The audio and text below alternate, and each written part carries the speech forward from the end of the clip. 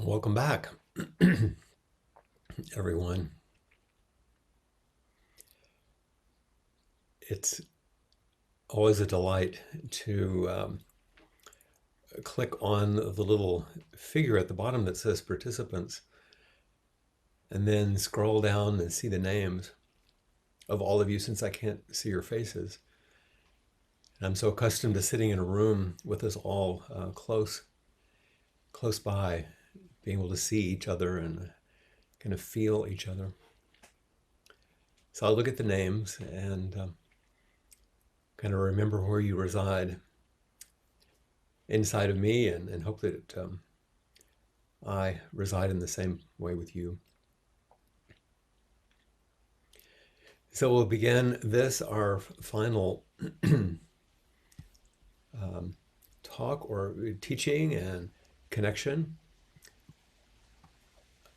at least in this form, before we step into our final day of practice tomorrow and the ceremony of entrustment.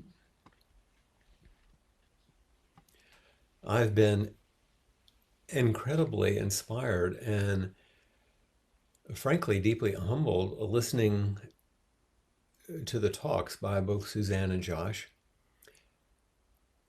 and also just witnessing the way that they've met each of you who have come forward, raised your hand. And with that, I think it's very appropriate that we have a hand that you're clicking on, since our theme is warm hand to warm hand.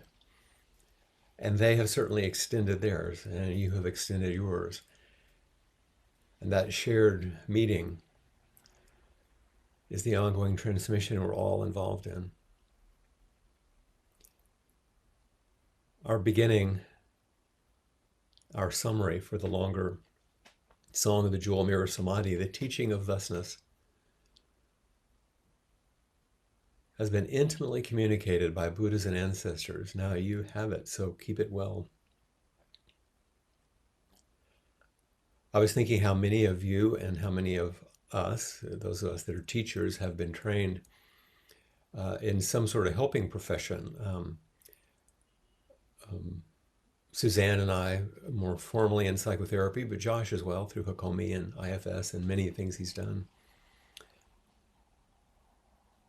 And in those cases, we say the teachings of human development, psychopathology, behavioral change, you can make your list, have been intimately communicated by teachers and trainers. Now you have it, so apply it well. But in Zen, and in Buddhism in general, it's the teaching of thusness, the teaching of suchness. That's what's being intimately communicated. And it's altogether a different order, and yet it includes everything. When I watch Suzanne and Josh, what I see in them as they move toward the ceremony tomorrow is what Dongshan was, I think, hoping to convey in his teachings on the 5 perspectives of awakening, which are folded in and implicit in many ways in the Song of the Jewel Mirror Samadhi. And I've given you both a little chart and then also the the verses that go with these 5 perspectives. So I hope that you'll have those handy. That's the only reason I show them, because we'll be taking a look at them. And things like this, I jokingly say, make everything perfectly clear, right? If you want more clarity and you'd like to study these things more than we do in these kind of intimate practice settings, this book is quite a good one. And at the end of the digital piece that I've sent you with all the verses, this is listed, along with Taigen Dan Layton's book, Just This Is It, Just This. which also has his translation, and they're wonderful resources. The title says five ranks, and as I said earlier in my first talk, I'm not so keen on the rank business as it tends to set up sometimes a hierarchy. So we also talk about the five perspectives on awakening. And remember, they're not five perspectives on how you reach awakening, although sometimes they're taught in that way. Each of them is awakening seen from different perspectives. There's only awakening. And remember that it's also not linear, that each moment contains all of these. It's what's coming forward, what's being manifest, what's being received, what's being met in the intimacy of that moment, and what's being realized as we do. If you look at your chart for a moment, this chart, you'll see going from left to right that there are columns which all reflect these five perspectives. There's Dongshan's symbols using the trigrams and hexagrams from the I Ching. There's the Kaoshan symbols, which are more commonly seen in Soto Zen, with the circles with dark and light. And then there are verbal descriptions, which just come from different approaches to the teaching,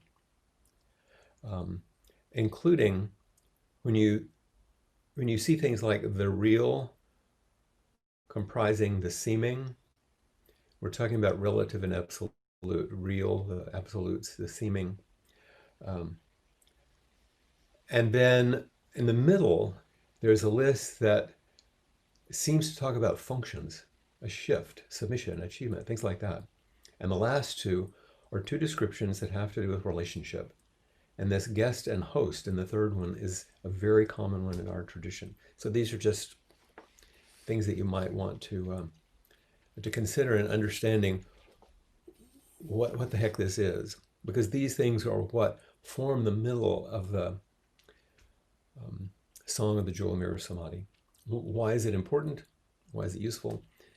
Well, I hope in this expression today of my own understanding, walking through it, and I don't know if understanding is quite the right word, but the impression it's made on me, these are things that you could study for a lifetime, that you could write a long book about, that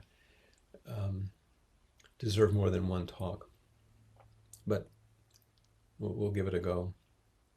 If you look, for example, at the more common English brief phrases in the middle of your chart that starts with shift, and let's now make it personal. Let's consider our trustees and all of you who have come online. But if we think about Suzanne and Josh, since I've known each of them for many, many years now, and they've practiced and studied, and we've enjoyed being together for all those years, I've seen in them, and they have each spoken about in the last 2 days, of a shift, that first perspective. A shift that comes through their lives dedicated to practice. They've spoken about various ways in which things begin to turn. And those of you that have known Suzanne and Josh for a long time yourself can probably see shifts, openings, glimmers. And they have probably called forward in you different shifts. The second here is called submission. It's a classical Asian understanding of what that would mean. I prefer surrender. And in each of the entrustees, they've also spoken about, and we've seen, this sense of surrender to life as it is. It's another way of speaking about refuge in its deepest form. Coming home, taking refuge, surrendering. There are times when it does reflect a kind of a surrender to another authority, teacher and student. or my personal understanding and the Dharma, or the greater good of the Sangha and myself. But those are the three treasures: Buddha, Dharma, and Sangha. Surrendering to the teacher, to the teachings. And we've heard this as they've spoken, that these are everyday things, not esoteric things. Third, and once again, these are classical kind of words being used. It says achievement. There may be a sense of achievement, but not a sense of, I didn't hear Suzanne or Josh speak about achieving something or gaining something, because whatever achievement might point to is actually closer to nourishment, or being nourished by everything rather than having something in particular. I hope this resonates. And this kind of nourishment is completely non-egocentric. It's a kind of meeting and taking in and responding to the world. That kind of achieving a perspective of realizing one is in integration with everything. It's not about building up the self, but about stepping beyond. And then number 4, collective achievement. They've each spoken of their deepening understanding,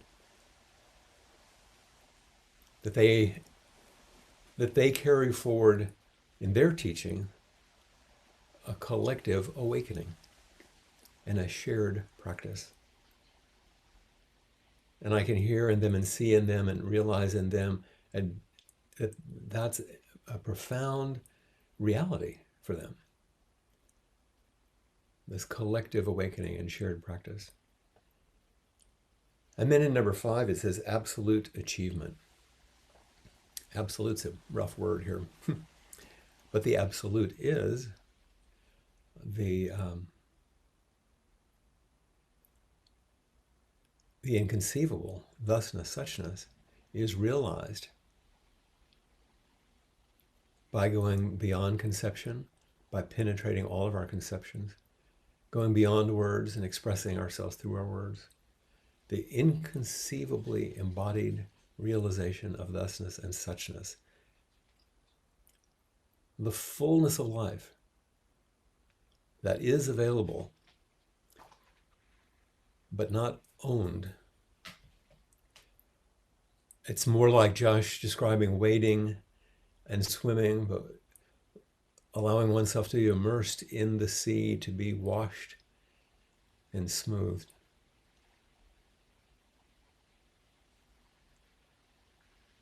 Feeling the shifts in the ocean, how one has to surrender in some ways to it, even as we move with it.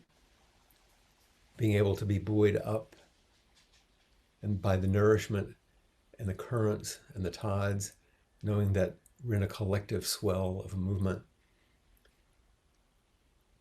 And this realization, which includes it all, both the sea and the shore, the rock pools and the vast ocean, is what is entrusted, has always been entrusted.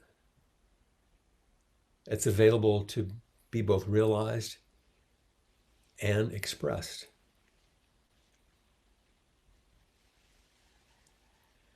And as I was putting together the things that I wanted to speak about today, in a way that would be both personal, as I mentioned yesterday, like a teisho, pardon me, and yet would give you a sense of how to follow these things along. Josh helped me again, just like Suzanne did yesterday, by her beautiful talk and reflection with students that came to meet her.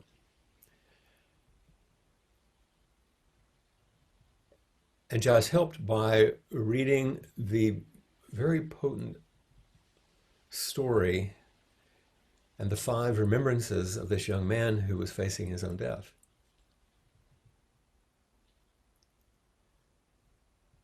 And as I listened and let them sink in, I realized that they reflected these 5 perspectives. And I hope I've oriented you just briefly to how I see it in them and in you. But this shift that begins in the beginning, I'm going to come back to this. When we begin to practice, we begin to be filled with gratitude, the first of his teachings. As we surrender to life as it is, take refuge, no longer quite so self-centered, we realize a will-lived life is long enough. It's not by our description. That this sense of achieving something and being nourished by it is only by allowing ourselves to be vulnerable and to connecting with each other. Number 4, that collective awakening compels us to do something for others. And the absolute, when we realize the oneness, the wholeness of everything around us and us, there's no separation, then there's nothing to do but save the planet. So the teachings and practices of the Buddha remain alive today. And these 2 entrustees, they remain alive in the teachings of the young men whose life is over. Because they've been passed on by people who studied and trained under a teacher that teacher had received the teachings and practices from their teacher. And this is the Buddha's lineage, the blood vein, we call it, of the teachings. And has been so since the time of the Buddha and his early disciples in northern India. You will see tomorrow that at one point in the ceremony, they will receive what looks like a little small square, and it's a pretty large folded paper, which is the lineage from Buddha to them. And we call it, in Japanese, the Kechimiyaku, which means the blood vein, the one vein that connects through every generation of teacher and student. This is the Buddha's lineage. And when these teachings arrived in China, through the efforts of the legendary figure Bodhidharma, he said to have offered a 4-line stanza which is emblematic of the Chan or Zen lineage. He says Zen was a special transmission outside of the scriptures, not dependent on words and letters, directly pointing to the mind, seeing into one's true nature and attaining Buddhahood. And you can hear this message as an echo of the earlier words of the Buddha, read earlier by Josh in his talk, reflecting on the first transmission. The first transmission in the Kechimiyaku, the first line from the Buddha goes to Mahakāssyapa. And in which he said, I possess the true Dharma I, the marvelous mind of nirvana, the true form of the formless, the subtle Dharma gate that does not rest on words or letters, but is a special transmission outside of the scripture. This I entrust to Mahakāssyapa. So it's been this way in each step of the way. So we know Zen is this entrustment of mind to mind, warm hand to warm hand, body to body, really. Not dependent on maybe theology or philosophy. And Dongshan's poem that we've been reading a bit, the Song of the Jewel Mirror Samadhi, is just a classic expression of the way of understanding the entrustment of the Dharma. We turn to look into the precious mirror and see our true face. But first, we see it in the face of another, our teacher, our spiritual friends. Over time, the whole world is seen as no other than this awakening, which would compel Yunyan to say to Dongshan, as they parted, just this is it. But we're everyday people living everyday lives, not monastics in ancient Asian monasteries. Yet the same wisdom, the same compassion still is passed from warm hand to warm hand. And we're all involved, every one of us. It isn't me and Peg transmitting to Suzanne and Josh. That's the formal ceremony, but we're all involved in this profound and intimate transmission all the time. I was deeply struck by Josh's telling the story this morning about Suzuki Roshi visiting the preserve in the Nature Conservancy. I live on a small island, and Suzuki Roshi said, if you stay here long enough, you probably won't want to leave. Well, I understand how that happens. And during our photography workshops, when we're blessed to be presented a form in front of us to write down our names and information in order to get special permission from the Nature Conservancy to go to a special area that's being protected by the Conservancy and the Molokai Land Trust, where very, very few people get to go, so that we can photograph a spectacular shoreline at sunrise. It opens us to something that's not just wanting to be here on Molokai, but being willing to say yes to being here. If you really look deeply, you may want to stay your whole life, as Josh said, and trusting yourself to yourself. You may choose your life, and trusting yourself to yourself. The decision to live this life, to stay.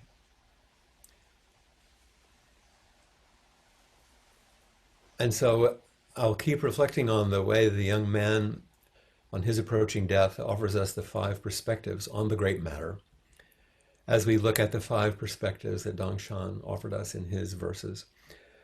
So if you'd like to follow along, it might be helpful.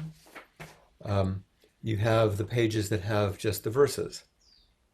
And I've given you 2 translations from, and I spelled it wrong. I spelled Bolleter, but his name is really Bolleter, Bolleter. So there are 2 translations of each of the perspectives. And let's look at the title so you get a feel for this. Bolleter calls it the first one, the contingent within the essential. Dan Layton called it the phenomena within the real. In our small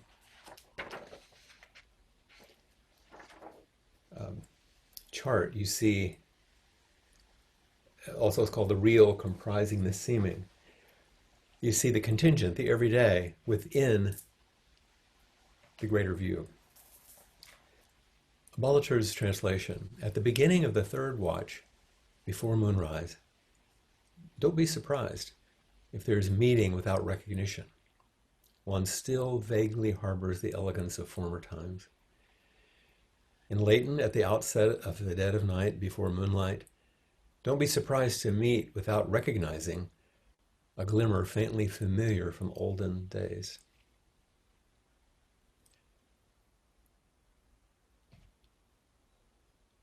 Starting with conviction, sticking with our practice, in the vigil that precedes awakening, just hanging in there and continuing. It's dark, but the dawn is not far from breaking. Maybe we're walking, standing on the shore, standing in the rock pools, gazing out at the sea at dawn, letting go of our isolation, and beginning to realize each thing as us. The salty sea as our blood, the wind as our breath, the rocks as our body, the birds, the very flight of our imagination, the fish swimming deep down into our consciousness. Everything. Everything. And this calls forward gratitude, the first lesson of the young man.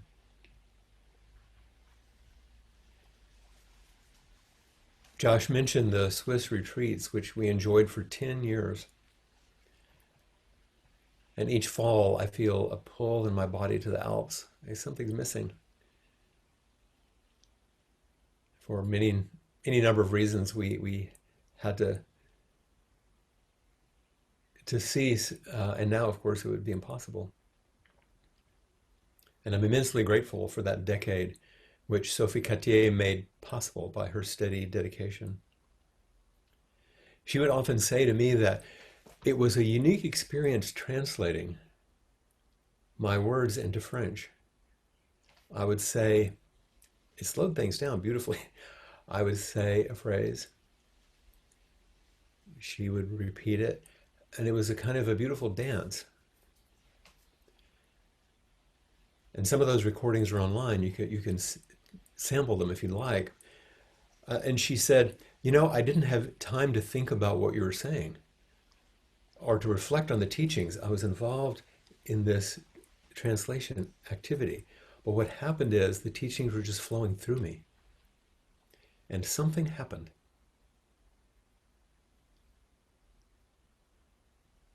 She was feeling the embodiment of transmission. I think of students who are apprenticing, like an artist copying his or her master, a musician attempting to play a piece just like their teacher until they can find their own. Something happens in that transmission. And as that happens, our individual, separate self begins to fall away and something new comes forward. One of the things that Josh mentioned about his beautiful experience, and I had the same, of course, and Peg was fortunate, I think, we were fortunate to have her, certainly, for the first couple of years. So she was there. Aaron came one year. The room that we sat in, we were in a very old hotel in the mountains, in a valley, in an area called the Valais, in Switzerland, close to Italy, actually, south of the eastern end of Lake Geneva. But there was a new part of the building built on, which was an elevated, one would think of as like a large yoga studio, a big, empty, wood-floored room. And one wall, it was like very tall, almost 2 stories tall, was all glass, as Josh mentioned. So we're cantilevered out into this beautiful forest on the side of a mountain. And in the fall, or sometimes winter, when we would come for early morning zazen, the sun had not come up yet. The lights were off. They were just small lights, the light of the candle on the altar, which would give us enough to find our seats and take our seats in zazen. And as you have experienced, I'm sure, before yourself, when we were in that room in the dark, with only small amounts of light in the room, with dark outside, the windows became mirrors. So as we sat facing that mirror, that glass wall, we saw ourselves. Couldn't see out. And then as the sun began to rise and the light came on, and this is a brief poem written by Denise Alvarez Braunschweig, who was and remains one of our wonderful friends and students who lived in Bern, Switzerland for many years. as she's since moved to Cambridge in the UK. And one of those mornings, she wrote this brief poem, originally in the northern Swiss German, but then translated in English for me, called Morning Meditation in Le Chemin de Sèvres, which was the name of the place we were. An early autumn morning, sitting in the lightened room, windows reflect my silhouette, just sitting. I know on the other side of the window, pine trees, elderflower bushes, branches bending over, full of blackberries. Soon the birds will come. Cherish them. And into the young morning will sing their song, just sitting. Slowly dawn. Slowly day dawns. Trees appear. My reflection fades away.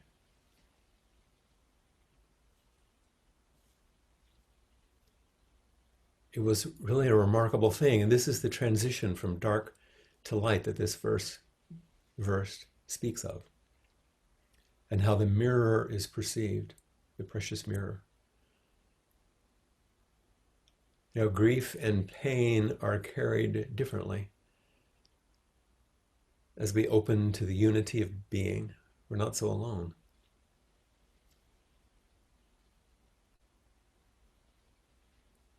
We had beautiful friends leave us during those 10 years, Ginny, Carrie.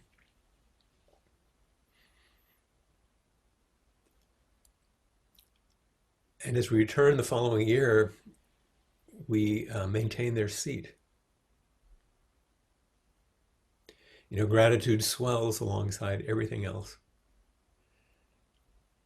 as our confining, habitual, personal stories soften and are released just a little. We breathe a little deeper as Suzanne invites us each morning in our body practices. And it's natural. It happens on its own as we settle. It's not forced. And we open to the gentle presence that Josh pointed out with Kim, and which he invites by his presence, as we find a measure of spaciousness and ease.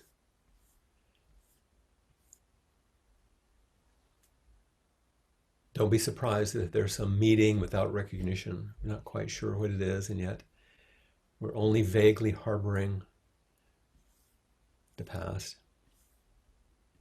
Gratitude. Look at Dongshan's verse number 2. The essential within the contingent. We have the relative is in the absolute is in the contingent, is in the relative. Bolitar's translation, having overslept, an old woman encounters the ancient mirror. This is clearly meeting face to face, only then it is genuine. Don't lose your head by validating shadows. In Leighton, an old woman waking late at dawn stands before an ancient mirror, clearly seeing her face, but nothing else is genuine. Don't turn away from your visage, reaching for reflections.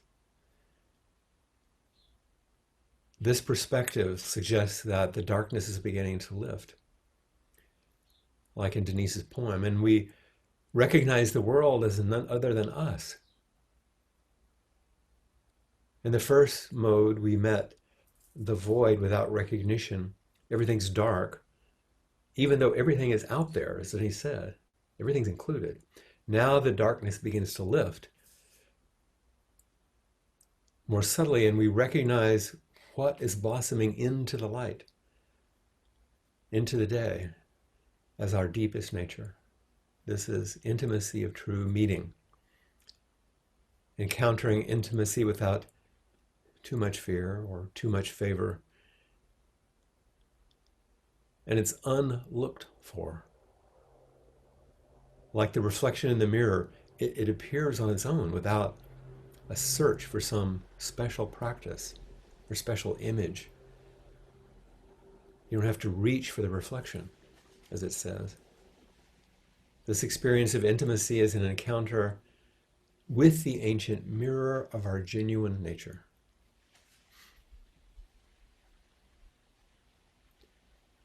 The timeless and the dimensionless find their expression in the ordinary. In this, now we see form, completely fresh, vividly, with intimacy and immediacy, as our minds come back into focus after tasting no thing. So it's a rush of consciousness and seeing the world completely new, a new day. As Suzanne was walking, I see the top of the trees. We see all forms through the eyes of emptiness, with exacting clarity, and form is seen in equality with no differentiation. This is Blake's to see the world in a grain of sand, a heaven in a wildflower. Hold infinity in the palm of your hand, and eternity in an hour. And that first line, having overslept, an old woman encounters the ancient mirror or stands before an ancient mirror. We begin to awaken to our essential selves and, stumbling around half awake, we bump into what we can't know or think of or grasp, but we meet it. And we're guided by grace right into the heart of things. And in the second line, this is clearly meeting face to face. Only then it's genuine. Our experience is the genuine thing, just like the Buddha, just like yours, mine. It's the same experience. But each of us has to find it in our own way. The next line, don't lose your head by validating shadows. Don't turn away from your visage, reaching for reflections. Don't get caught by emptiness. Trying to recreate something that's past, clinging. And the Shen Shen Ming, it says, don't get tangled in the world. Don't lose yourself in emptiness. Be at peace in the oneness of things, and all errors will disappear by themselves. There was a wonderful sentence in Bolliger's book. He said, we may awaken an instant, but in terms of allowing light to penetrate and to really come to know ourselves, we have to take the time it takes. These things take time.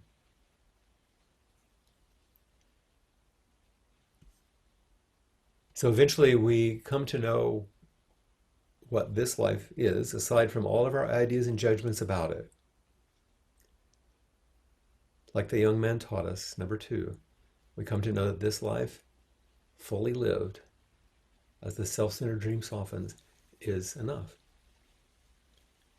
Our practice is none other than living intimately and fully and appreciating the life we have. As long as we resist and hope for some other life, we miss this one and we feel like our life is not enough. So we surrender to this life, fully lived.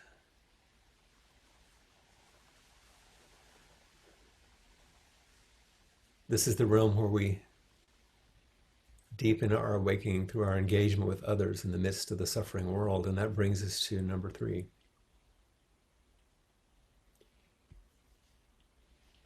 Arriving within the essential.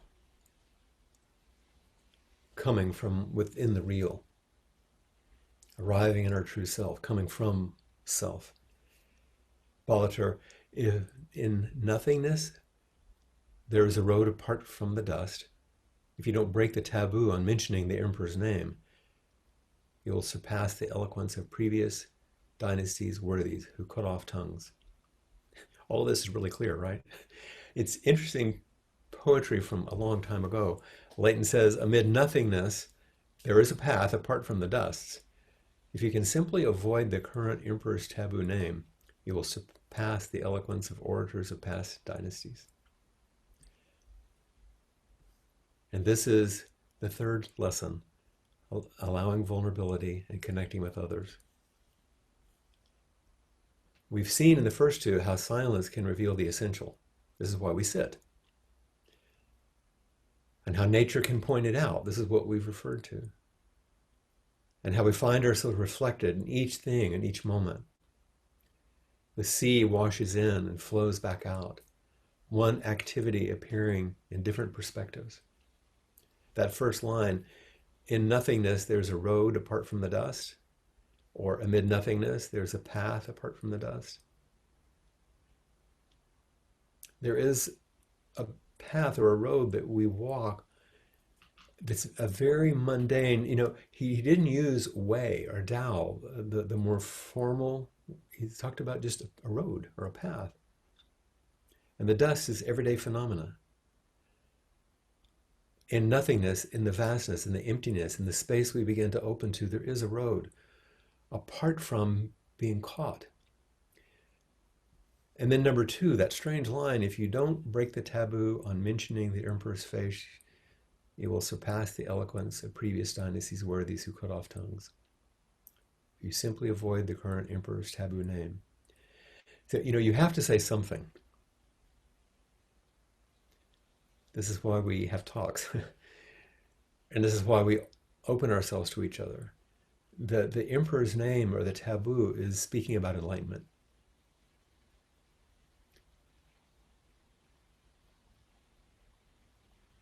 But to speak to each other, shows our vulnerability, our partiality. And don't you feel it when you raise your hand? When you push that little icon, and the moment that it takes for the administrator to help your image come on and your voice be met, you can feel the vulnerability. And from this perspective, this number 3, allowing vulnerability and connecting with others, arriving within the essential. This is where most of us love explanations from this perspective. Even though we know it's going to be insufficient. But truly, and I think you felt it in the talks from Suzanne and Josh, this is a form of love to connect and help each other. Here we get to investigate speech and sound, no matter how mundane, the mundane road, and how everydayness can manifest suchness. This is the blackbird's song at the bird feeder and the voices of the mother and child as they pass the house in Lancaster on Dallas Road. That's the name of their street, oddly enough. This is the sound of the wind across the prairies in Wisconsin. And the call of the sandhill cranes in their migration so high in the sky that you can barely see them.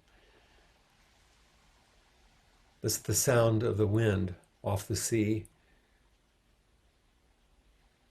in the south of England and the washing up of the waves, the squeals of the children at play and the soft murmurings of adults chatting as they walk along the beach or sit gazing into the vastness.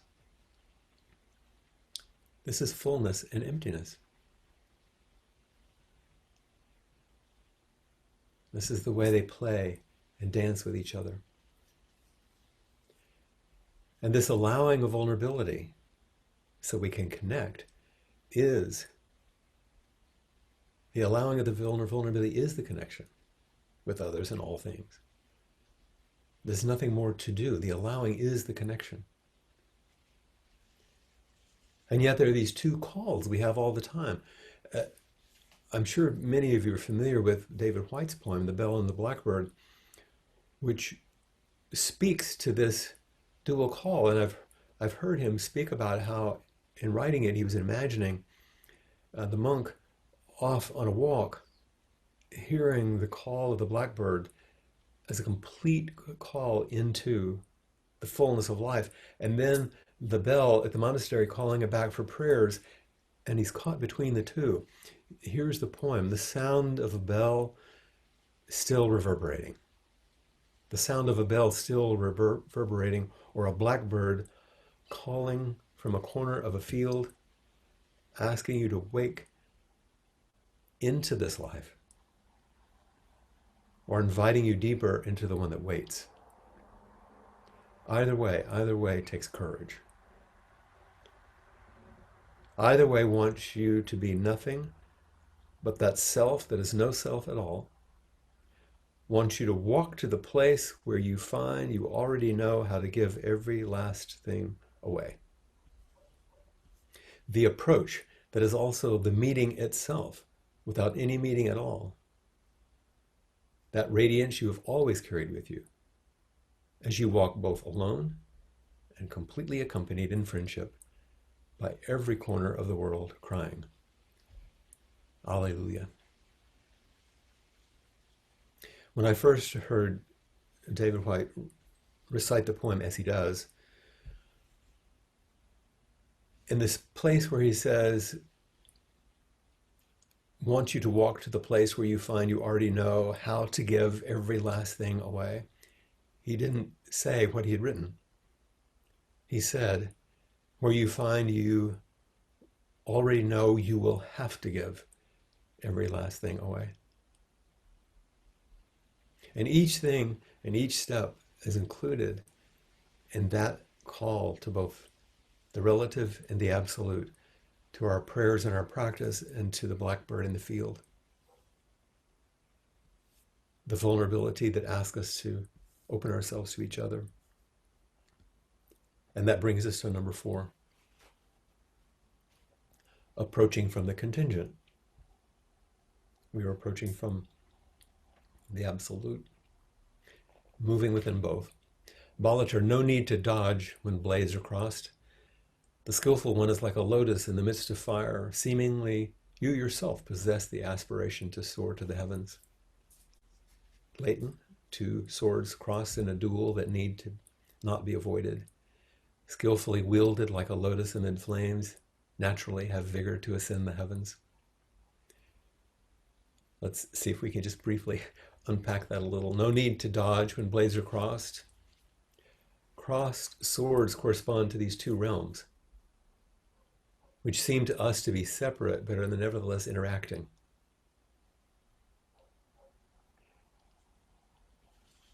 Don't dodge. No need to be avoided. Don't avoid difficulties. Don't dodge each moment, life as it is. Are you willing to, as Suzanne said, attend to what you're entrusted to? And we enact this when we sit zazen. We stay put, opening to our lives just as they are. And when we treat difficulties and differences as if they were the whole story, and don't dodge with emptiness, we begin to bring our awakening into the world. We don't just get lost in emptiness. We don't get tangled in form.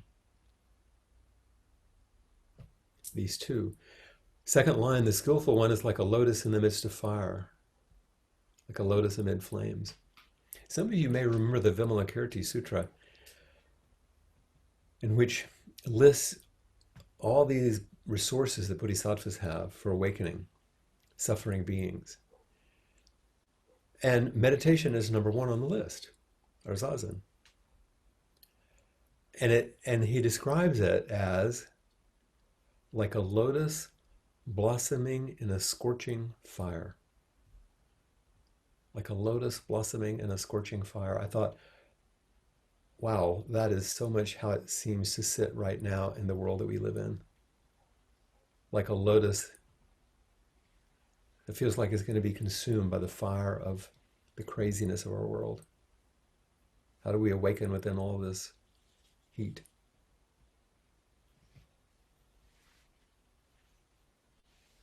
And it's what I usually speak of we're awakening within the world, not awakening from it. We wake up in the midst of everything, not from things. There's not going to be some perfect environment. And we don't have to be perfect. What we have to work with is this life that's mysteriously ours, we've been entrusted with its unique weave of love and pain and, the difficult parent, the sterile relationship, the path of abandonment, whatever it might be. And all of these are the perfect ground for awakening when we commit to our practice in the midst of our difficulties. You become the lotus in the midst of the fire.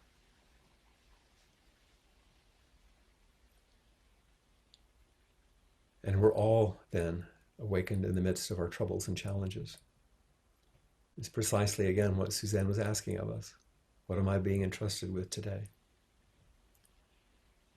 That third line says, seemingly you yourself possess the aspiration to soar to the heavens.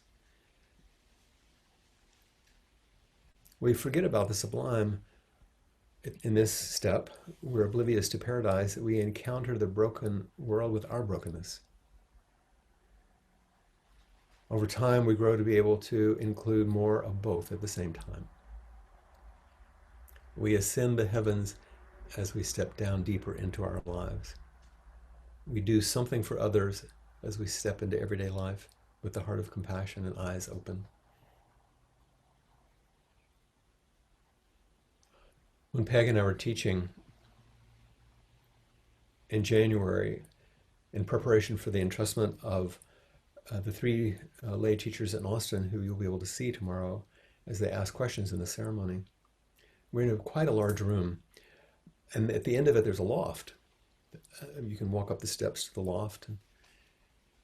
And so I asked someone, I think I asked Todd, I can't remember, to walk up.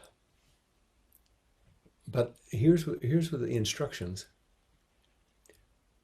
And it's apropos of this step. Ascend, like go ahead and go up. Go ahead and open to emptiness. Go ahead and step above everything. What do you discover? And in that loft, I said, look on the wall, there's a mirror. And there was. What do you see? What's that perspective like? And then turn around and look over the banister on all of us down below. And what do you see? And with what you've noticed in that mirror and what you've seen in taking all of us in, walk back down. Come back into everydayness. And then what do you do? This is the taking care of others that the young man told us about, number 4. And then finally, number 5, if we look at our verses, arriving at concurrence, arriving within both, completion, attainment. Who would presume to join their voice with someone who has surpassed there is and there is not? Everyone longs to leave the mundane stream, yet finally you return to it in the charcoal heap. I love that. Leighton says, falling into neither being or non-being, who dares harmonize? People deeply wish to escape the stream of the ordinary, and yet, after all return to sit in the warm coals and ashes. We come down. And in this perspective, remember these different perspectives, and the final perspective the young man gave us was about saving the planet. Here the polarities of contingent and absolute fall away, and we rest on this one glorious, dangerous, incomprehensible, and wounded planet. And our lives are as such. There's not us and the planet. This is one organism. Having opened to gratitude as our eyes open, which is the first perspective. Realizing our lives are beyond our ideas about them. And when we relinquish that, we realize our life is well lived. A new perspective. We then, 3, surrender to our vulnerability, stand firm in our practice, being vulnerable, connecting. So we can help each other, and in doing so, save the planet. Our heart is laid open to the world, as the world. As we realize Yunyang's just this is it. So I realize that this is a very brief and cursory, and once again, as yesterday, a personal walk through complexities of teachings that you can spend a lifetime on. And I hope you might go back to them. But I also hope you get a feel for these shifting perspectives of standing in the relative, opening to the absolute, surrendering the absolute, looking back at the relative, being able to move back and forth like a guest and a host, serving each other, as it says in the Song of the Jewel Mirror Samadhi. Now that we've gone through these, if you read the Jewel Mirror Samadhi again, you'll hear it. You'll hear each thing. In music, I think there's something called a reprise, where there's a return or a repeat. So at this point, I'm going to return to our first night and the story of Dongshan's leaving Yunnan. Because there's one other piece of the story which we haven't spoken about, where Yunnan says to Dongshan, after your departure, it'll be hard to meet again. You know, he was considering his student leaving in 1400 years ago, or whatever, to walk out into the mountains in China, assuming after your departure it'll be hard to meet again. And Dongshan replies, it will be hard not to meet.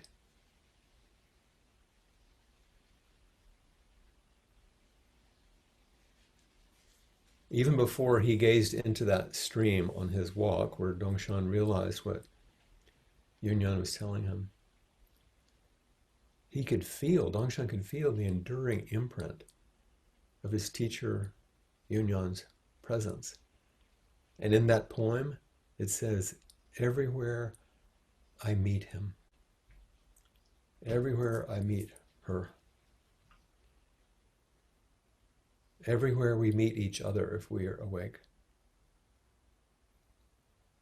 And this beautiful story, which opened our practice time together, and which issued forth this poem and these teachings of these 5 perspectives, echoes this. Right now, I'm feeling it quite personally. I've had both people in the Madison Sangha and in the UK Sangha say, will you ever come back? After your departure, it'll be hard to meet again.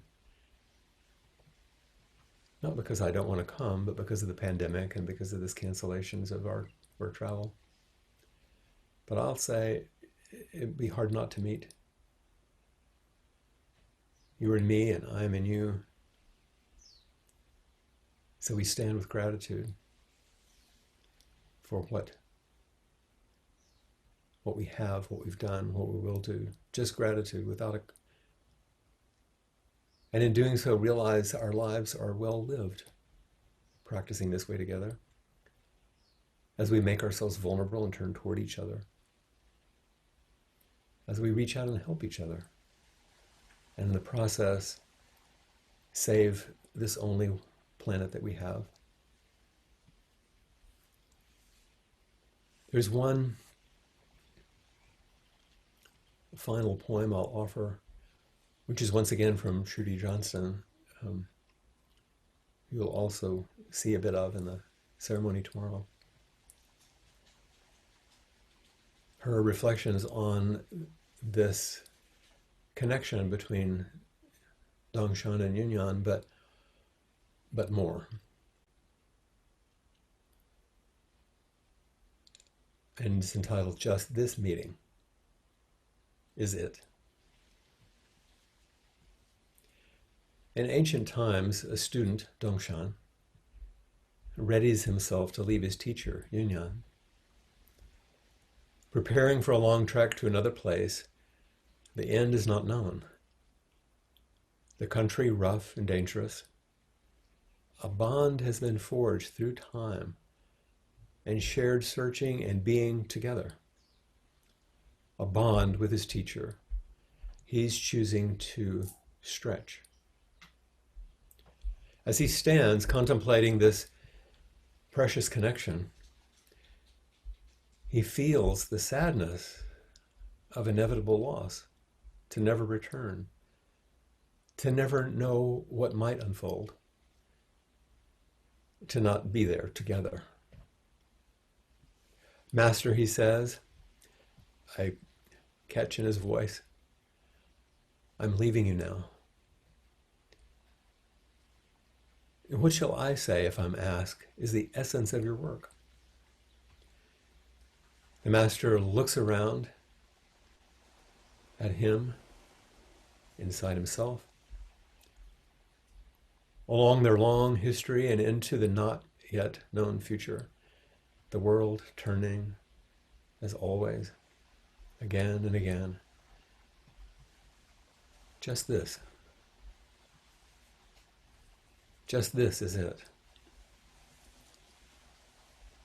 Dongshan allows that to settle into his bones. He feels the ending beginning. His master too feels the stretch, the space between them opening. Yunyan looks tenderly toward his pupil. After your departure, it will be hard to meet again. It's a soft look. A wisely amused look passes between them. If the student is ready to leave, then sadness is appropriate, a testament to love and importance. In the Quechua language, there is no word goodbye. There is, and excuse my pronunciation, tupanan chiskama, meaning until life finds us again. Ah, says the student, it will be hard not to meet. Whatever we do, wherever we are, the imprint of connection will echo over any distance, any time. Whatever I look at now, how I look at it, will be because of all the connections and relationships I have made. I will carry you with me as I am carried by you. There's no way for us to be apart.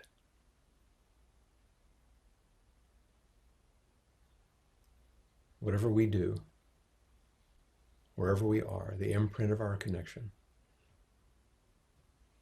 will echo over any distance, any time. Whatever I look at now, how I look at it, will be because of all the connections and relationships I have made. I will carry you with me, and I'm carried by you. There's no way for us to be apart.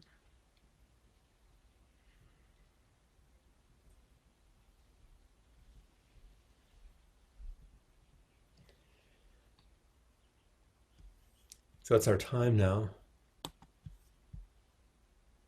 over distance in various time zones to celebrate that connection by connecting. And whatever questions or comments you might have that would not only be an expression of gratitude, which is not too difficult in these intimate times,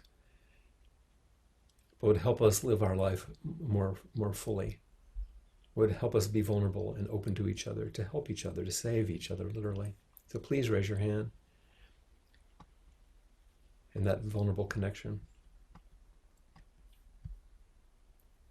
And I'll be happy to meet you.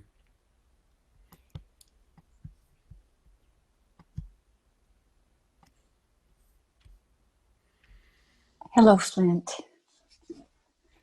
I don't, Nelda, I can't quite see you. Oh, I'm so sorry. I don't know why I don't have to. Is oh, here we It's go. okay. I saw It's you. There you are. I'm one button away. There you So, are. how are you?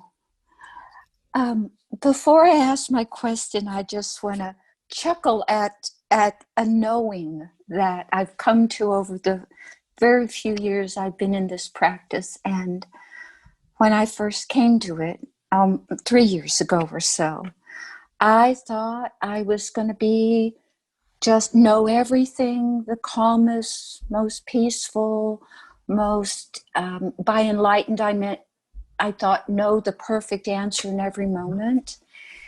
And at some point, I realized that I would live in a constant state of confusion from here to the end of my life.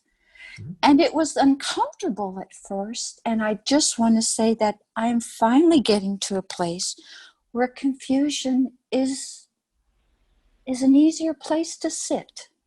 Yeah. Yeah. That's actually So, what we wake up to. yeah. So it's very nice not to feel unsettled by it, but rather, this is exactly where I should sit in not knowing and confusion a lot of the time. Which requires your surrender to that idea you had about what you thought awakening might be. Right. Mhm. And just letting it come when it comes and not even giving it a name like awakening. Mhm. So here's my question in my um, best possible use of words in the moment. And what I'd like to look at, I have three notes that just kind of stick out to me. So I'd like to talk about the dust in itself, a little bit of the dust that is everyday phenomena, because this is where I find the hardest speckles of dust in my practice. In my uh, profession from which I'm retired, and in my current life now, I come across um, violent people. Mhm. I was a family law practitioner, and a big part of that practice was pro bono work. And I would volunteer for the most violent divorces. Bring them on. That was my attitude. Bring them on. And I still encounter Includes that. domestic violence. Yes. And some of it directed at me at times, threats and so on. And I don't know how to take the real and the seeming of that moment of life and best express this practice, because I wrote down a note that you said, and here's something that I had this question 2 days ago, because there was a time in my life where I would talk about things being right, wrong, good, and bad. Even using the words now skillful and unskillful feel like judgments to me. Well, we inevitably have dualistic language, but we do Yeah. our best. So even talking about my behavior and others' behavior as skillful and unskillful is uncomfortable for me. But when I encounter people in my life, including me sometimes, with unskillful behavior, and when that unskillful behavior is potentially dangerous to my physical and emotional well-being and or that of others, I don't know how to be, as you put it, to walk to the place where you already know you have to give up everything. I don't know how to balance those dualities. So there's my question. For me, the thing I have to give up in that moment is my idea that I might be able to help or get through Oh, to certain people. Bodhisattvas say, this is kind of a little catchy phrase, I know, but I say it to bodhisattvas have boundaries. And sometimes the most important thing to do is know how to have a firm back and a strong voice to say no or enough and to bring to bear certain boundaries and because people can get hurt.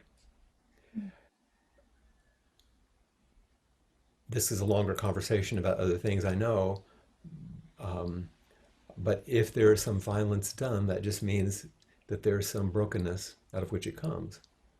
And you know this, you've seen this. It's not that necessarily people are, evil or terrible. They do evil things or terrible things because of their own brokenness.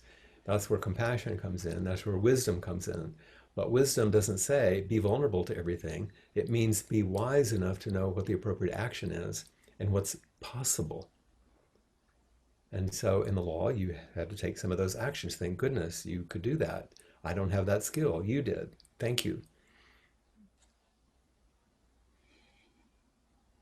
That's what I needed to know. Thank you.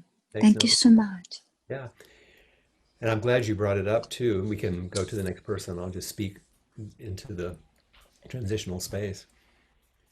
Because this kind of difficulty is what we see around us so much in our culture right now. So um, it's something we have to wrestle with constantly.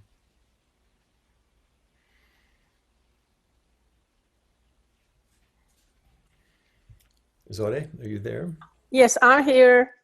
Well, you can't see me, can you? No, I don't see you yet. Hmm. I hear you. Okay. There you are. Yes. Hi. Hello, I just see your Uh, head. I There you guess go. that's all you need to see. Um, I am actually really lucky to live in a place that I have direct connection with nature. I live right on the Lake Michigan. Hmm. And every day I have been going outside on the balcony and looking at boundlessness. Just like when Suzanne said something about Yeah. boundlessness. And You live in the sky. yeah, I do live in the sky. And sometimes there is so much, it's foggy and I don't see anything. Yeah. And yeah, and as you said, the wind is like my breath and the water is my blood and the fish is directing me to my consciousness and all that jazz. And I get to the point of seriously nothingness. And I don't know how to get out of it. I really don't. Maybe it feels really comfortable. And Yeah. I don't have to deal with the dust here and That's dust that's there. right. But I have, it's joyful for 2 seconds, and then it's a deep feeling of sadness. Well, Like, there's a like it's very close, the opening to emptiness and dissociation. wow. They can be close, and one is more skillful than the other. But if you hang out, it's like going up to the loft, as I was saying, and never coming down. Mm. You have to come back down to, if you can't get yourself down, just turn on the news. That will bring you back. Okay, I see. But use the vastness and the emptiness as a source of infinite nourishment so that when you do have to come down, you have some energy and some resilience to go forward. Mhm, mhm. And then as you work in the everyday world in the dust, come back to the place where you can settle and let the muddy water settle and get clear again. This is our rhythm, when we look at it in this sort of dualistic way. It's perfectly fine. I have had opportunity to stay here for 10, 12 hours silence because nobody else is around. Right. And that had really, like, automatically I sit and zone out without Mhm. even intention, um, which is really new to me, with the way I was teaching at university and busy life. And now it's just me and the puppy, the little I was going to puppy say, that, your dog will yeah. give you some connection. Yeah, I mean, I have to take her out. Yeah. I know she doesn't talk that much, but at least you have someone. No, I have Some, to take her out. And inevitably, I see some people in the elevator and say hi. And Think about your so, elevator going up, going back down, no. up, going back down. Relative, The- absolute. and the other thing is, when you say connecting, allow connections, um, I guess I have lost that courage. It takes, it's a little bit like playing a game or, um, like you've been out of the classroom for a while. And so you kind of lose that edge, that you have when you're doing it all the time. Mhm. And I think it's one of the problems that's happening right now during the pandemic is people are so separated. There's something we're losing a little bit that we have to be more intentional about in terms of connecting. Well, you talked about show your vulnerability. Perhaps it's that. And all that means is make a call like this to someone that you know and talk for a while, visit. Kathy Mm, Rashke is his student now in Madison. Have a Zoom call, have tea with her, visit. Someone okay. like that. All right. That's Thank all it you. takes. Yeah. It's good to It's see very you. good, really good to see you. Bye. Bye-bye.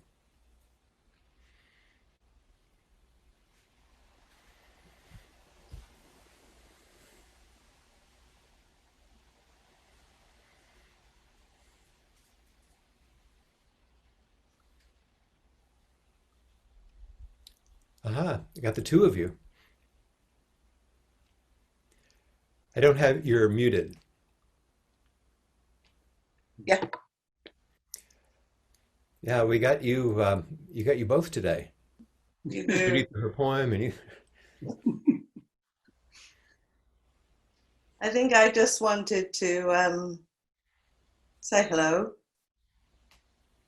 I was feeling that sense of it feels completely true. The sense of it's not possible to miss you, and I really miss you.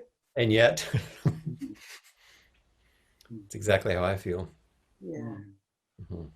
All I have to do is just take myself there and I can feel what it's like to climb the stairs. I can feel the warmth, in the kitchen, the smell of the porridge in the morning, what it's like to see the beautiful tulips in the garden, and yet have the cats jump on me and think that I'm Josh, or sit in my suitcase. And thank you for your beautiful poetries. It really supports my teaching. It feels I hear them read and I'm like, oh, I like that, and I don't feel like they're mine anymore. It's Yeah, I feel yeah, like they're in the world, and I'm so pleased that you. yeah, you've offered them up. And then I've enjoyed, like I did yesterday with Suzanne, but today with Josh, to listen to the talk and to take it in and take notes, and then to realize it's the ground for my talk, and to take it forward, and then realize, oh, this is the transmission, this is the weaving.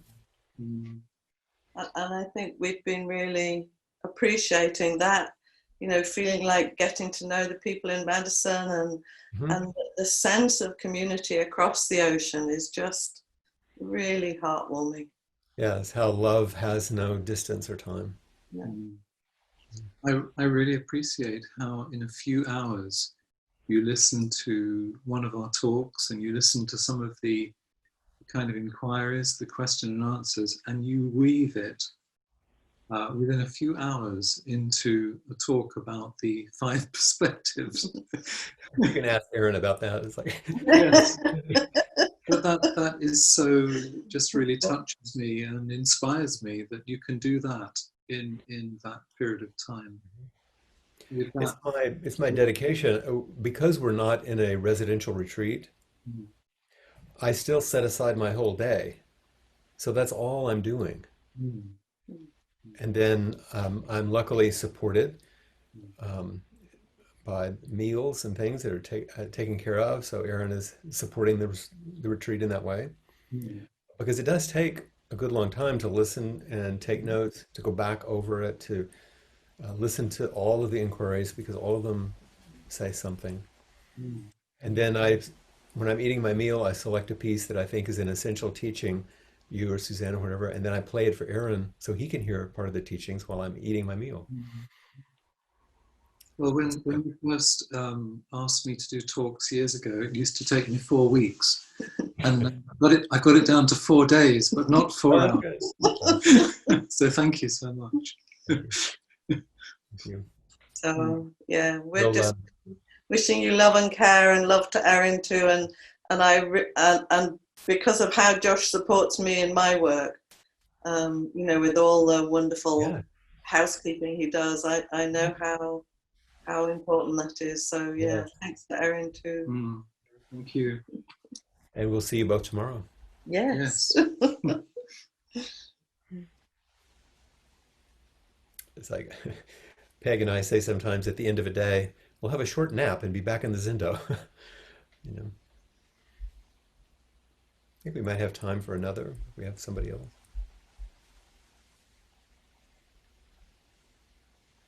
Ah, Steve. Hello. Hello, hello. I think Where you'll be am coming I? on here in a moment. I don't see you yet, but sometimes it takes a moment for the Yeah. video to get going. Start my video. Okay. Oh, There you are. hi. Hey, Hi. it's really great. Both of us at once. Both at once. Yes. I would like to thank you for the final words that you presented tonight. It's like right at the end here, and it's what really means so much to me are these last words, and it's really great. I'm glad I hung around to actually Good. listen You to never them. know. Yeah, right. The yes, and that's what I want to address real briefly here is the part where the I think it's the student is talking to the teacher when he's ready to leave, and he says, "When I leave, we may never meet again." Right. It'd be hard not to see each other again. It'd be hard, yeah. That's word. It'd be hard not to see you again or be with you again, and oh, it just flashed into me with the situation that Suzanne and I are going through. Right. And it just moved me. I had the picture of her going away and my thinking that, oh, we will never meet again.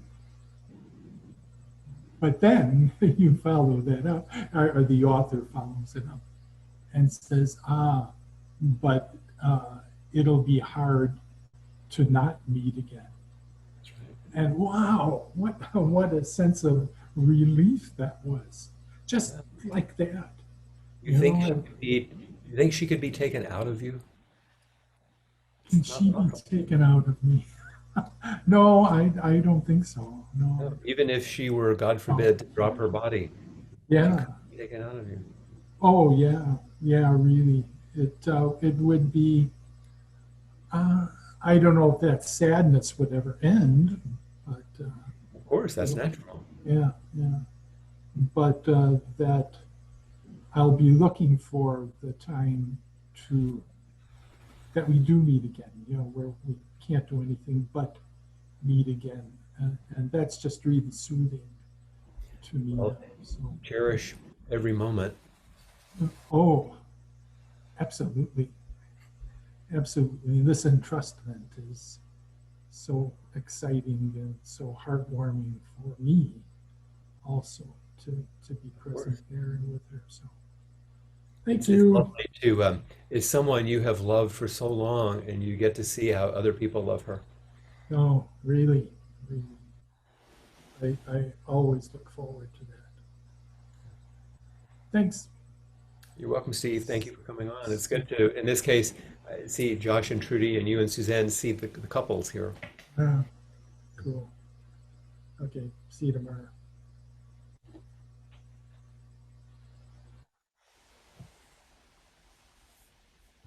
We have another maybe?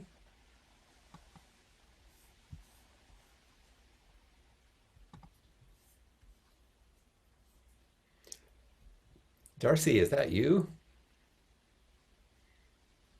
I don't hear you though.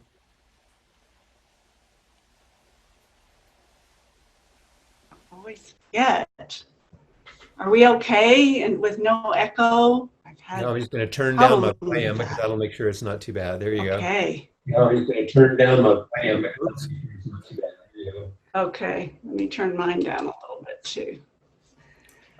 I'll first listen to you. I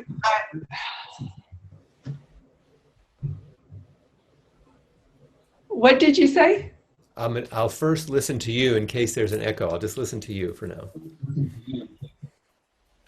Okay. Okay. How's that sound? Good. So much appreciation. So much appreciation. Of course, for you and for Peg. And now these wonderful teachers, Aren't they? Suzanne and Josh, that have just given me a very full heart. So I wanted to express that. And I think the question, or I'm not sure it's a question, but what really touched me. So I can't really remember what you were connecting it to, but when you said like a lotus blossoming, and I can hardly say it without crying, in a scorching fire. Yes. That's you, Darcy. Yeah. It's Yeah. all that you've been through It and all that really you've struggled with touched. in the last little bit. And still, it's still, yeah. Yeah. So I mean, even after all of this, and I'm so thankful that I'm in the middle of a intensive because of all that's going on. Right. And even after Josh this morning, I did hit a point today where the grief was so deep that it kind of went to despair. Oh, And I'm not used to feeling that, Flint. Did the And despair, but I think this talk. let me ask you a question. Did the despair get to express itself fully?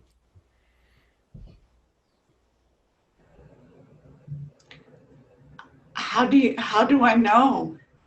I'm not sure you do, but it's a I good have so question. little experience with letting. Right, that's my point. Is It of course, frightens me. It yes. frightens me. And because it frightens you, and because you have little experience with it, if it did come up, Yeah. it means somehow you're held in a container where it thought you were safe enough for it to show its head. So little Yeah. by little, you're coming into a relationship with despair. It's not a place you want to live, like no one would. But if it isn't attended to, then No. it becomes a problem. So this is actually a big step. Yes. Let it be gentle and slow. It feels like it is. Good. Mm-hmm. And if you're not sure what to do, paint it.